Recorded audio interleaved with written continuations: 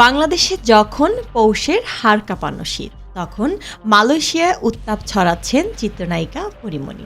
শীতের সকালে তার গোছলের ছবি শেয়ার করতেই সোশ্যাল মিডিয়ায় শুরু হয়েছে তোলপাড়। নেটিজেনদের মন্তব্য আর পরীমনির ক্যাপশন সব মিলিয়ে জমে উঠেছে অনলাইন দুনিয়া।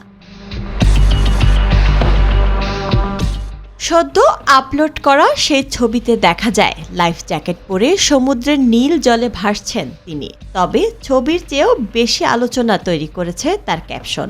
ভক্তদের উদ্দেশ্য করে পরীমনি দুষ্টুমি মাখা স্বরে লিখেছেন, আমি জানি শীতের সকালে এই রকম ছবি দেখলেই কেমন লাগে। Anyway, good morning. নায়িকার এমন ছবি আর ক্যাপশন দেখে চুপ থাকেনি নেটিজেনরা। কমেন্ট বক্সে বয়ে গেছে মন্তব্যের ঝড়। হোসেন সাব্বির নামে এক ভক্ত লিখেছেন, যেই পানিতে তুমি নেমেছ সেই পানি ঠান্ডা কিভাবে। তবে অনেকেই মেতেছেন কিছুটা ভিন্ন ইঙ্গিতপূর্ণ রসিকতায়।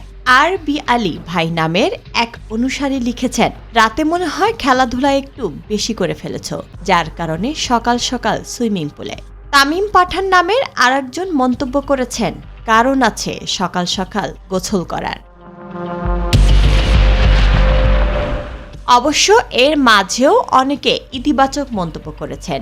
মেহেদী সাকিব তাকে আখ্যা দিয়েছেন জলপরী হিসেবে। সুবর্ণা আফরিন মনে করিয়ে দিয়েছেন মালয়েশিয়ায় এক ঋতুর দেশ, তাই সেখানে শীত নেই। এর ঠিক ২০ ঘন্টা আগে আরেকটি পোস্টে কিছু ছবি যুক্ত করে পরীমনি লিখেছিলেন শীত নাই। সেখানে তানভীর আহমেদ নামের এক নেটিজেন মন্তব্য করেন, রাতে যত বেশি যুদ্ধ হবে দিনে তো শীত কম লাগবে। মূলত সেখান থেকেই ঘটনার শুরু। সব মিলিয়ে শীতের সকালে পরীমনির এই জলকেলি ভক্তদের মাঝে যে বেশ উষ্ণতা ছড়িয়েছে তা কমেন্ট বক্স দেখলেই বোঝা যায়। লামিয়া তমা, নবদৃষ্টি নিউজ ডেস্ক।